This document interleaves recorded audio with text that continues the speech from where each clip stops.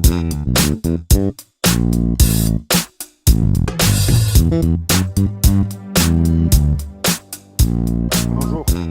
je suis pour vous. C'est des petits reportages, je vais voir les jeunes un petit peu dans la rue, voir ce qu'ils pensent. D'accord. Vous êtes jeune? Ouais, 19 ans. Non, je vais voir un petit peu les gens dans la rue pour savoir un petit peu ce qui se passe parce que vous savez qu'un jour ou l'autre on va mourir. Et qu'est-ce qui se passe d'après vous après? Ça s'arrête ou ça continue? Vous avez une espérance, une croyance, une religion? Alors, je suis pas du tout dans tout ça, mais je saurais pas vous dire. J'ai pas vraiment d'avis sur la question, mais je pense que après personnellement, il n'y a rien. C'est mon avis personnel. Donc pour vous, votre corps il retourne à la poussière et ça s'arrête? Ouais. D'accord. Après, j'aime bien voir peut-être l'idée qu'il se passe quelque chose après. Oui? Ça me plaît cette idée-là, mais j'y crois pas trop personnellement. C'est pas trop mon truc. Vous êtes athée? Non. Non? D'accord. Alors prouver que Dieu existe, c'est facile. Mais ne pas mélanger avec la religion. Si vous voulez, la religion, en fait, ce sont des hommes comme vous et moi qui se servent de Dieu pour dominer sur nous. C'est de la politique, quoi. Mais prouver que Dieu existe, c'est facile. Prenez votre téléphone qui est dans votre main. Quelle est la preuve que le téléphone est dans votre main? C'est le téléphone en lui-même, on est bien d'accord. Ouais. Maintenant, imaginez que je vous dise, il y a eu une grosse explosion. La peinture s'est formée toute seule sur votre téléphone. La coque aussi, c'est commencé à se former. Vous allez me dire, je suis fou. S'il y a une création, il y a forcément un créateur derrière. Je suis d'accord, jusque-là, ouais. Maintenant, vous prenez la complexité de l'univers. La lune, le soleil, les étoiles, les papillons, les dauphins. La complexité de votre corps aussi. S'il y a une création, il y a forcément un créateur. Rien ne peut rien créer. Et avec toute l'intelligence qu'on a, on ne peut pas créer une graine de poussière à partir de rien. On est bien d'accord. Ouais, je suis d'accord aussi. Mais ne pas mélanger Dieu et la religion. Vous savez, c'est quoi la religion? En fait, ce sont des robots. On prie tous à la même heure, on pense la même chose. Si vous n'êtes pas comme eux, on vous juge, on vous chasse et voire même qu'on vous tue. Mais que Dieu n'est pas religieux. Maintenant, vous savez qu'il y a des lois qui existent dans le monde. La loi de la pesanteur, la loi de l'aérodynamique. Bien sûr. C'est-à-dire, vous prenez une tomate ici, vous ne pourrez pas la faire pousser au pôle Nord. Il y a des tas de lois qui régissent dans le monde. Et vous avez la loi morale de Dieu qui s'appelle les 10 commandements. Et on sera jugé par rapport à cette loi-là. C'est ce qui définit si on est quelqu'un de bien ou de pas bien. D'accord. Est-ce que vous les connaissez? Ouais, pourquoi pas. Alors regardez, on va voir comment vous allez faire. Et je ne vous juge pas du tout. J'ai cassé les 10. Comme ça, Ouais. c'est clair. J'ai échoué au test. Ok. Il y a un commandement qui dit tu ne mentiras point. Avez-vous déjà menti? Non. Vous avez jamais menti depuis que vous êtes né? Ah, je pensais depuis qu'on avait entamé la conversation. Ouais. Ah, bien sûr, oui. Oui. Comment on appelle quelqu'un qui ment? Un menteur. Comment? Attention, hein, je ne vous juge pas. Ouais. Il y a un autre commandement qui dit tu ne voleras point. Avez-vous déjà pris quelque chose qui n'était pas à vous? Quand je dis voler, c'est-à-dire prendre quelque chose qui n'est pas à nous. Hein. Peu importe la valeur, on croit toujours une banque. Comment aussi? Comment on appelle quelqu'un qui fait ça? Un voleur. Il y a un autre commandement qui dit tu honoreras toujours tes parents. Avez-vous toujours honoré vos parents? Attention, il y a un piège là. C'est-à-dire, avez-vous toujours obéi à vos parents? Ah, bien sûr, oui. Toujours obéi? Bon, il y a des fois où c'était. Enfin, je veux pas dire. Ouais, on va dire c'est désobéir, ouais, à la rigueur, ouais. Mais vous voyez comment elle est merveilleuse cette loi? Parce que Ouais. ça c'est le standard de Dieu. Hein. Allez, avance. C'est, ça nous montre à quel point on ne peut pas se juger les uns les autres. Ouais. Prenez les religieux qui se croient toujours mieux que nous, même le pape lui-même. Est-ce que vous croyez que face à Dieu, vous pourrez dire j'ai jamais menti, j'ai jamais volé, j'ai jamais regardé une femme du coin de l'œil pour la convoiter? C'est sûr que non. On est bien d'accord. Ouais. Maintenant, pour revenir à cette loi-là, si Dieu vous juge, vous, personnellement, vous serez jugé coupable ou innocent puisque vous avez cassé la loi? Pas coupable. Et si on est coupable, l'enfer ou le paradis? Enfer. Et vous avez remarqué, on n'en parle jamais de ces choses-là et on évite d'y croire aussi parce que ça nous arrange.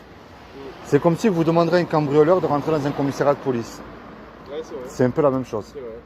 Maintenant, il y a quand même une bonne nouvelle là-dedans, mais je vous rassure, on est tous des pécheurs face à Dieu. Prenez un petit enfant dans le ventre de sa mère, il est né pécheur. Vous n'aurez pas besoin de lui apprendre à mentir, à voler, il sera le faire tout seul.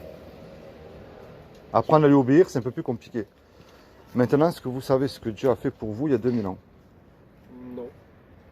Alors je vais vous dire, il y a 2000 ans, comme il n'a trouvé personne de parfait sur terre, il s'est revêtu d'un corps qui est Jésus. Mais je ne vous parle pas du petit Jésus de l'église catholique, ni de chez les témoins de Jéhovah, non, je vous parle de celui qui a existé, moi.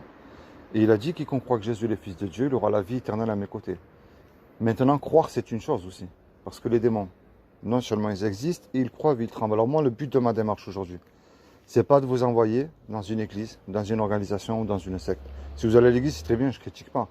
Ouais. Mais il y a une clé là-dedans qui s'appelle la repentance. Et le sens même de la repentance, ça veut dire se tourner vers Dieu, seul à seul. Pas comme ils font les hypocrites que vous les voyez ou entendre chanter Alléluia le dimanche et le lundi, mardi, ils ont oublié qu'ils ont chanté Alléluia. Vous comprenez ce que je veux dire? La repentance, c'est-à-dire vous, un exemple, vous mentez, vous volez, ou vous regardez des choses qui ne sont pas bien. Vous dites attends, non, Jésus est mort pour moi à la croix, je ne peux plus faire ces choses-là. La foi chrétienne, c'est ça, c'est pas de mettre une soutane, d'allumer une bougie, de réciter des prières toutes faites. Ça, ça marche pas. Vous comprenez ce que je veux dire? C'est comment votre prénom? Bastien. Bastien, moi c'est Philippe. Imaginez Bastien que vous et moi on commet un braquage. On se fait serrer, on passe devant le tribunal. Et le tribunal nous dit, voilà, Bastien et Philippe, vous avez 1 million d'euros à poser sur la table, sinon vous finissez tous les deux en prison. Est-ce que tu as le 1 million d'euros? Moi non plus. Il est obligé de nous condamner. Maintenant, il vient un homme qu'on ne connaît même pas et qui paye l'amende à notre place pour que nous soyons libres. Comment tu vas être face à cet homme-là? Sincèrement. Comment je vais être face à la Qui paye, cet homme-là ne te connaît pas, et par amour, il paye je vais être ton amende. reconnaissant. Forcément. Et s'il va te demander un service, tu vas le faire du mieux que tu peux aussi. Ouais, C'est ce que Jésus a fait quand il est mort à la croix, Bastien. Quand il est mort à la croix, il est mort pour toi, c'est pour moi. Alors lui, ce qu'il demande, c'est pas de rentrer dans une religion. Je t'explique ce que c'était que la religion. Mais ce qu'il demande, c'est une relation personnelle.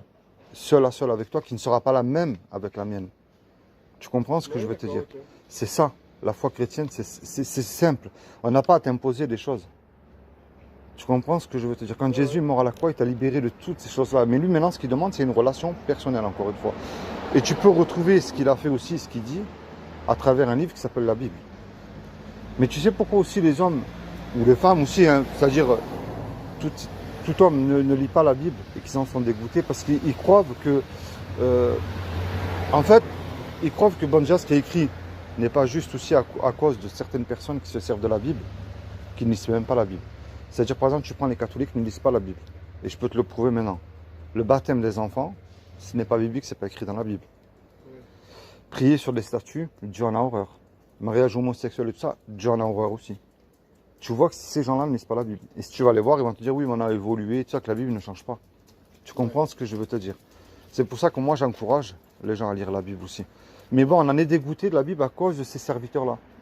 Tu comprends ce que je veux te dire? Est-ce que tu as une Bible? Pas du tout. Mais je crois que quelqu'un dans mon entourage en a une. Ben, je peux t'en faire cadeau une, c'est gratuit. Ouais. Moi, tu vois, Bastien, je vais juste dans la rue, je suis un simple chrétien qui met sa Bible en pratique. Je suis ni catholique, ni protestant, ni rien de tout ça. Et je vais dans la rue pour dire aux gens de se tourner vers Dieu avant qu'il ne soit trop tard. Regarde, je t'ai mis un marque-page. Moi, c'est le même traité. Dans Jean. Commence à lire l'évangile de Jean tout doucement. Tu verras qui est Jésus, ce qu'il a fait. Et ce que tu ne comprends pas, on ne peut pas te juger pour ça. Mais ce que tu comprends, mets-le en pratique dans ta vie, c'est très important. Tu comprends ce que je veux te dire? C'est la Bible, regarde, c'est 66 livres. C'est une bibliothèque. C'est un livre historique. C'est-à-dire qu'à travers l'histoire et l'archéologie, tu vas retrouver tout ce qui s'est passé dans l'Ancien Testament. Ouais. Mais ce qui différencie le Coran et le bouddhisme, je ne critique pas, il y a peut-être de très belles choses écrites dedans. Mais ce qui différencie tous ces autres livres-là, ce sont des prophéties accomplies à la lettre. C'est-à-dire qu'il y a 2000 ans, 3000 ans, des hommes comme toi et moi inspirés de Dieu, qui ont écrit des choses et qu'aujourd'hui s'accomplissent à la lettre. Et on peut le prouver. Par exemple, tu prends un petit pays qui s'appelle Israël, casse les pieds à tout le monde, mais il est là, toujours là. Tu vois, après, il faut être futé aussi. Il faut chercher, s'intéresser, chercher. Et quand il viendra un homme, comme moi, dans la rue, te faire un beau discours, tu vas dire, attends, mon ami, c'est bien beau ce que tu me dis, mais ce que tu me dis, c'est pas écrit là. Tu comprends? C'est pour ça que j'encourage aussi à lire la Bible. Et puis, tu veux entendre Dieu te parler, ben, tu le trouves à travers la Bible aussi. C'est-à-dire qu'il y a un verset qui te parlera à toi, différent qui sera à moi. C'est pour ça qu'on appelle la parole de Dieu. Tu comprends? Alors regarde, Bastien, il y a deux solutions. Soit ce que je t'ai dit, c'est des salades, et on aura rigolé 5 minutes. Soit ce que je t'ai dit est vrai, et tu risques de perdre gros. C'est comme, tu sais, que quand il y en a qui jouent au loto, ils notent des numéros parce qu'ils croient qu'ils vont gagner. Ben là, c'est la même chose. Imagine ce que je viens de te dire est vrai. Ça vaut au moins la peine d'y réfléchir. Oui, je suis d'accord. Ouais. Alors moi, tu vois, mon but, comme je t'ai dit, c'est pas t'envoyer à droite ou à gauche. Je cherche pas à faire du racolage. Mais c'est uniquement ça. De te rapprocher de celui qui est mort pour toi à la croix, qui est Jésus. D'accord, Bastien? D'accord, ça marche. Ben écoute, ça m'a fait plaisir. Ben moi aussi. Passe une bonne journée et puis sois béni. Et dis-là, c'est important. Hein? Allez, merci beaucoup, Bastien. Passe une bonne journée. Merci.